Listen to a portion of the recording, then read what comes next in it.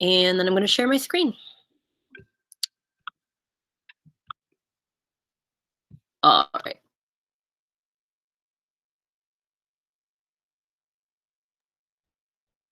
To day 4, it's all about being resourceful, because one of the things that I like sadistically enjoy about distance learning is finding things around your house to use as tools. Like, I look around my house and think, oh, this nail could be a tool, and oh, this whatever can be a tool. So if you see in this picture here, a pencil literally could be a tool that you use today, and you're going to be putting together some of those household things to make a tool today, and I'll tell you more about that in a little bit. But it's all about trying to think creatively about how to enhance your animal and adding texture. So just to be really clear about what my expectations are about texture, remember, adding texture to your animal will help it communicate how your animal feels and what it is. So if you add fur to your fox, it will communicate that it has fluffy fur and a fluffy tail. If you add wrinkles to your elephant, it will communicate that your animal has this saggy, baggy skin. So texture is really important, and it is a requirement to add some kind of texture to your animal. It's part of what I want you to prove to me that you can use effectively to communicate in your work. The texture does not have to cover every square inch of your animal. You could, if you wanted to, scratch hair into every part of your fox, but it's not required to do that. And I'll talk more about how you can selectively use texture when I show you some pictures in a little bit. The texture that you create could be carved in and could be subtractive, where you're carving the clay away, or the texture could stick out like spines or like layered feathers, where the texture would be popping out. The texture could be all over, or it could just be in one area of emphasis. Like, a good example would be a turtle. If you wanted to, you could just do the texture of the turtle shell and then leave the skin of the turtle to be untextured. And then the focal point, the emphasis, would be that shell. So it's kind of up to you if you just want to pick a point of emphasis and add your texture there. Whatever texture you use, it should help us distinguish important parts of your animal, and it should be proportional to the animal. So that means it shouldn't be overly big or overly small in relation to your animal. And one good example of that is if you think of like a dog or a cat, the fur on a dog or a cat's face is smaller on the face, right? The hair is shorter, but then as the fur goes further back on the body, the hair gets longer. So that's a good example of proportion. Pay attention to where that hair or those scales or those feathers might look different on different parts of the body. So we're going to look at several different examples of how you could potentially use texture for this assignment. So this is an example of lots of different kinds of texture, actually. This lion has this long mane, and so they decided to draw these lines so it would look like hair. They certainly didn't want to take the time to sculpt every individual hair. That would be extraordinarily time-consuming. So you create the illusion of hair by just scratching it. So they kind of bulked up the mane of the animal and then probably just took a fork and scratched across that surface to make it look like it has shaggy hair. And then to provide contrast, notice the rest of the lion's body doesn't have any texture. Even though we know that the lion would have a shorter fur on the rest of its body, they decided to only add texture to the mane, which is totally fine. That's what I was talking about a bit, about being selective about what are maybe the most important parts to show texture, and then the rest could be left off. That's part of your artistic choice that you could make. If you look at the lamb has it looks like little tiny pieces have been added to make it the wool look more fluffy. And then it also has lines on it to add to the texture, but the lines are not as long as the lion's mane. So different kinds of textures will create that illusion of different kinds of feels. This is an example of really realistic texture, and I'm not insinuating that you have to use really realistic texture, but I'm pointing it out because look at the wings of these birds. So the feathers appear to really layer on top of each other, and that can be done by adding extra little thin pieces of clay and layering those pieces of clay, so you actually really get a 3D effect of the wings overlapping the way they would in reality. And if you're going to do something like this, strongly, strongly recommend you look at an actual photo of your animal so you get that realistic layering to take place. But you don't have to go for realistic layering. You can still communicate texture by simply taking a tool and pressing it into the clay. Look at the chest of this little bird. This was just done by taking a tool, which you're going to be making today, and pressing the tip of that tool into the clay to create the illusion of overlapping feathers. They're not very three-dimensional. They don't pop out, but it still works as a texture. We can still tell that this is feathers. Here's another example of a bird where they only added texture to the wing and they just drew the feathers on. They did not stamp or do any layering. They simply drew the way that the feathers would go. And that's the only part that has texture. And again, that's perfectly fine. If you want to pick the focal point, the emphasis point for your animal and just do the texture there, that's fine. And one final bird. Here they have really no feathers at all, no realistic textures, but they've added a design that creates a texture. So they've created these little bumps along the wing and on the chest that kind of create this design, this pattern, this focal point, even though it's not a very realistic wing texture or feather texture. To do a design is fine too, if that's what interests you more. Okay, now here's a fish. For the fish texture, they have made these little pebbles of clay and flattened them and started at the back and then overlapped the scales as they go forward. So it looks like the scales are really overlapping like they would in reality. The flippers and fins just have lines carved into them. The gills are overlapping the scales. So there's some really not super realistic, but pretty three-dimensional use of texture there. Here we see a fish where they've used a lot more minimal use of texture. They just used a round, kind of a popsicle stick sort of tool and pressed the end of that tool into the clay to create the illusion of scales. So not as realistic as the first fish that we saw, but it still communicates scales to the viewer. We still know what they are. Here's a really realistic turtle. This could be carved with a pencil tip. If you use a more dull pencil tip, you'll get a thicker line. If you use a really sharp pencil tip, you'll get a finer line. So you can go full out and carve a pretty realistic texture into your creature if you wish. Or you can just simplify and focus on what you consider to be the most interesting part of the creature and just do a design that's more abstract, more simplified, like this turtle. If you're doing a mammal, you're going to have a lot of fur to create. And so they're using the fork that I've given you to scratch that little furry texture in the way that the fur would grow on your animal from front to back. Would be a really fairly quick way to add texture. That the fork will do it really pretty quickly for you. On this raccoon, they have been selective about where they add the texture. So the texture is in the cheeks because it must have really long fur on its cheeks. The texture is on the back, and then the texture is also on the tail. And just quick little side note, see how the raccoon's tail has those dark rings, right? Those dark strips that go around it. If you carve the texture deeper in those areas where you want darkness to appear, it'll actually look like those black stripes are there because of more shadow being in that deeper texture. So that's a little trick. If you want an area to look darker, make the texture deeper. If you're doing an animal that has a lot of wrinkles, carving into the clay with a dull pencil tip will be a good trick for you. Also, the tool you're going to be making today will be helpful to do the carving to make really deep wrinkles. You can also, if there's a wrinkle that really stands out, you can add a coil of clay to that area and then just meld it in so it looks like it's part of the surrounding clay. That's a way to get some really strong wrinkles, especially where like hips bend and shoulders bend and the trunk bends. There might be some big wrinkles that you could add with an extra coil of clay and then just blend it in really subtly.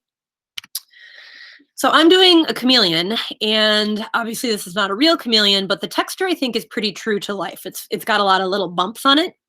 But I'll be honest with you, to make a lot of little bumps that stand out means that I would have to create 1,000 tiny little bumps and then join them to the body of my creature. And I'm not really interested in that time commitment. I'll be like straight up honest with you. So I'm going to create the texture in my chameleon by stamping it in. similar to what was done here. So I'm going to do something maybe a little bit different. I don't quite like the shape of those scales, but I'm going to stamp in my texture instead of adding the texture. Again, it's your level of commitment, whatever you want to do, whether you want to add textures, whether you want to carve textures, that's your call. Okay, so here are your steps for today. This is what I would like you to get down into your notebook, please. I will talk you through the steps and you will write the steps and then I will demo the steps. So the first and probably most important step is to check which stage your animal is in. By this point, you should have the head on, you should have the major body parts on, you should have the minor body parts on. That's what we did yesterday, like eyes and nose and claws and spikes and all that. And it should be leather hard at this point. If it's still sticky, let it sit uncovered for about 20 minutes and then make sure to set a timer so you remember to come back. If you don't quite have that level of attention span and you want to dry it out more quickly, get a hair dryer. Bring that hair dryer, plug it in, and dry your animal for about 2 minutes. That will also do the same of speeding it up and getting it to the leather hard stage. Remember, it's leather hard when you touch it and it's not sticky, or when you pick it up and things aren't wobbling around. Okay, so that's what we want, is leather hard. Then once you're convinced that it's leather hard, get the small sponge that I've given you from your swag bag. Get it just a little bit wet, just slightly damp. And you're going to use that light sponge to gently smooth all the surfaces that you can reach of your animal. All right, maybe be careful around the head and face because you don't want to blend in your eyeballs. Be careful around maybe claws or other tiny details. But the major areas, we want to smooth those down before we add texture to those areas, because once the texture is there, we're not really going to be able to smooth anymore. So smooth everything on your animal with your sponge first. And then to get into tiny, small spots that the sponge can't get to, a Q-tip will work really well. And I have not given you Q-tips, but hopefully you have Q-tips at home. Or another really good solution is if you have a small paintbrush. I've given you a small paintbrush in your Ziploc baggie, but in most cases, the paintbrushes are really tiny because we're going to use them for actually painting designs later. So they're probably not going to work so well for what we're going to use. But if you have an old paintbrush that's a bigger paintbrush, dip it in some water and you can use it or the Q-tip to get inside those nooks and crannies that your sponge can't get to, because we really want to do smooth. We want to smooth all the surfaces today. Then you're going to make the texture tool that I've been hinting at, and I'll show you that in the demo. You're going to make that texture tool with a pencil, a paper clip, which I've given you paper clips, and strong tape. The same tape that you use to tape down your wedging cloth would be perfect. Then I want you to consider what kind of texture is going to be needed for your animal. Is it going to have fur? Is it going to have feathers or scales or wrinkles, or what is it going to have? And in some cases, like sometimes a kid will do like a seal. A seal doesn't have a really obvious texture on it, but maybe look to the extremities. Like the flippers might have a texture. Or if you're doing a penguin, sometimes, penguins do have feathers. They're just really tiny little feathers. So sometimes it can be kind of difficult to figure out what kind of texture is best for your animal. And if you're confused and don't know what kind of texture to add, just send me a message and I would be happy to give you some sort of advice on that. Then once you have considered where you're going to put the texture and what the texture is going to be, you're going to do your carving or stamping or adding to create that texture. So you're going to be either additive, adding more clay on, or subtractive, carving the clay away. When you're done adding your texture, you're going to take a progress picture of your textured animal and submit, and then loosely bag your animal for tomorrow. So slide it in the bag, but leave the opening of that bag puffed way up so that it can get a lot of air and it can truly get leather hard for tomorrow, because we're going to do the final steps tomorrow. And we want it to be nice and firm to do those final steps. Okay. So those are your steps for today. If you did not finish writing these down, please take a picture so you can finish writing them in your own time. I'm going to move on in 3, 2, 1. All right, so now I'm going to go to the demo.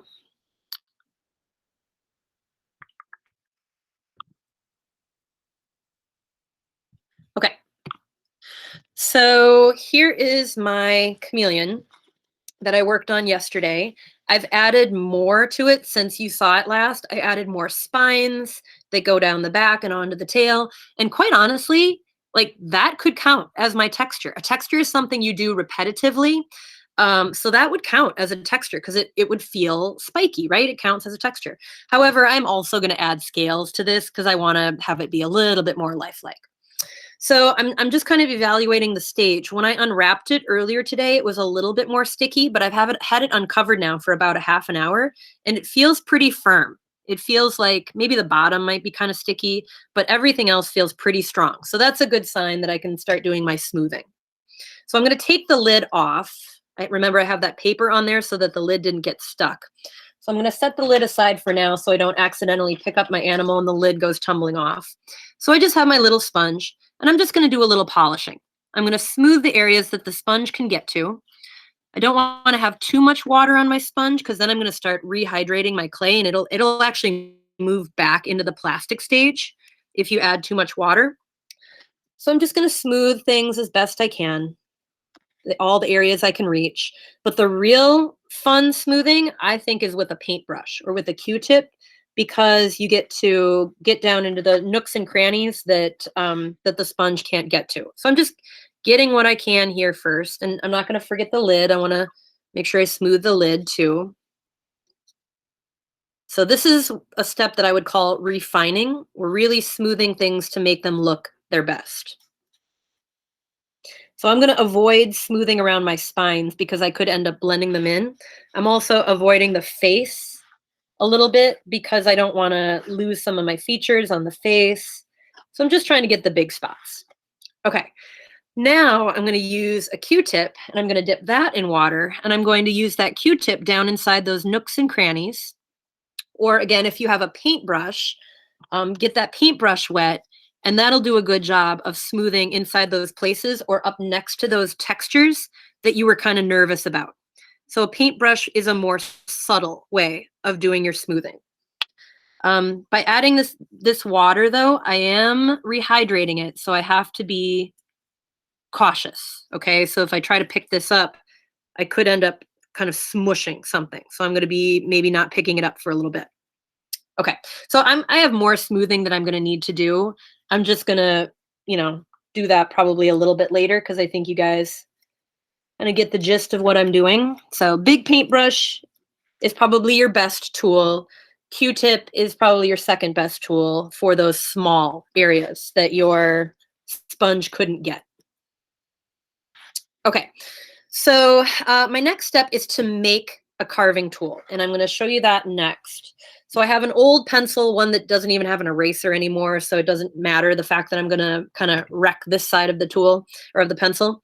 I have a paper clip, and I'm going to bend that paper clip. I'm going to bend one side out, and then I'm going to bend the other side out. So it's kind of like a U shape. So you need this U at the bottom, and then I'm going to tape this paper clip to the end of my pencil so that it sticks out like maybe about a half an inch beyond the edge of the pencil. And this is going to be the carving part of my tool. So I just have masking tape, which isn't a super strong type of tape. But if I wrap it around a lot of times, hopefully it'll be pretty strong. So I'm going to wrap it around, and I'm going to pull it tight as I'm wrapping it around. So hopefully it'll stay put. Okay, so again, I've given you paper clips in your swag bag, in the Ziploc baggie. All you need to find is tape and an old pencil. Okay, so here's my carving tool. Now, I'm going to just show you a bunch of different ways that you can use your tools to add texture, and then I'll do it in the end to my chameleon. So first off, if you're going to do, if you're doing a mammal and you're making fur, your fork is really your best bet. You could either stamp the fork into the clay to create a hairy texture, or you can drag the fork across the clay to create a hairy texture. And when you do this, you're going to make little spurs, little rough areas that stand up. And so don't try and smooth those away today. We'll smooth them away tomorrow when they're more dry. We'll be able to just brush them away. So if you're doing a mammal, fur is probably the technique you need to know. If you're doing a bird, you could, or even a fish, you could take some little tiny pieces of clay and layer it and then smear it in. And then another piece of clay, layer it and smear it in. And another piece of clay, layer it and smear it in. And if you work from back to front, you get a pretty realistic layering for feathers or for scales if you want them 3D. Otherwise, if you want to just press the scales or the feathers in, you can do that with a popsicle stick. I can press that popsicle stick in, and notice I'm staggering where the imprints go. So that creates a pretty good feather texture, big feathers, mind you. And it also creates a big scale texture. I also see that my paintbrush that I've chosen has a different sort of end to it. So I could press really any object that I find around the house into the clay, and that makes a different kind of feather. Can you guys see that? So it's more of a pointy feather or pointy scale. So that would be a cool effect too for a bird or for some sort of reptile. If you're doing a reptile like I am, the way that I think I'm going to add my texture is I'm going to take the end of my little paintbrush and I'm simply going to stamp a little scale texture by stamping the rounded end of my paintbrush into the clay. You could also use a dull pencil. So this is just the tool that I just made and the dull end of the pencil, like that. Now the tool that I made, the carving tool, you can use that to create these scales or even a fur texture as well. If I just leave the curve the way that it was with the paper clip, I can use this to carve. Look at that. Isn't that satisfying? They all just stay on the tool. So I can use that to create kind of a fat, hairy texture or scaly texture. Or if I get myself a needle nose pliers, so here's a needle nose pliers, I can alter my tool that I've made by taking that pliers and squeezing the tip of it until it's more of a tiny curve. And I'm going to actually pinch it even more so it's really tiny. And then I can use it to carve wrinkles. So if I take this tool and I start by carving just a little bit, and then I push a little bit harder, and then I lighten up my pressure again, that's kind of how a wrinkle works. It starts really lightly, and then I'll carve a little bit deeper, and then I'll lighten it up again. So that's called line pressure or line weight. So that's a way that you can create kind of a repetitive, wrinkly texture. And again, as I'm doing this, I'm getting some little spurs, some areas that are kind of roughed up. Again, try to ignore those for now, because later on we'll be able to come back, and especially with wrinkles, you can take a paintbrush and paint over those wrinkles to really soften them and make them look more like skin. And then the little spurs just melt away, or you can wait till they're dry and you can brush them away. So I'm trying to think what other textures you might need to know about, or that you might find helpful. This is a marker. I could use either end of my marker. I'll use this end first. And if I stamp just kind of the edge of that marker into the clay, it creates a texture, and there's kind of a little bubble in the middle of the texture from the tip of the marker. Or if I use the cap of the marker, it gives me kind of an outline of a scale as well.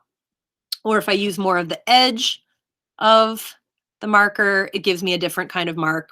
Again, so there's just so many different things you could do for texture. Be creative, think about what's going to look really good on your animal, and then kind of go with that. So going back to my chameleon, like I said, I do have more smoothing that I want to do on this guy, but I'm just going to show you how I would begin doing the texture. I'm just going to take the paintbrush, the end of my paintbrush, and I'm just going to quickly start adding some texture up along the ridge of his face. I might not do a texture where his eyes are, like in this area, so that I have a little bit of a visual rest, so there's not like action happening on every part of the sculpture. But I'm going to start with the more major areas, and then I'll kind of move into the other areas that I think might need it. So I don't know how much you can see that, but there's a little slight texture there. And I have more that I would need to finish. I'm just going to try to show you some different areas, how my texture might look. So I'm just making these kind of tiny little cuts. Down here, my clay is more soft because of where I smoothed it. So my tool is wanting to go deeper into the clay there. So I might need to wait for that to firm up a little bit. But I'm just going to continue adding my texture until the whole body has that slight little scaly texture to it. Even the lid. I'm going to make sure that my lid has that same texture so that when I put the lid on, the lid is cohesive with the rest of the animal. Don't forget, by the way, after smoothing your lid, make sure that you put that paper back between the lid and the body so it doesn't get stuck. So those are your steps for today. I would like you to make this tool, even if you don't think you need it. I still want you to make this tool because it could be helpful on later projects that we're going to end up doing. And this is the only time I'm going to show you how to make this tool. So just make it and throw it in your Ziploc baggie if you don't need it for this project. Otherwise, use it if you think it would be useful. Alter it so it fits your needs. And be creative with how you're adding that texture for today. Look around you and see what you could utilize just in your house around you. So that is what I've got for you today. I'm going to stop recording right now.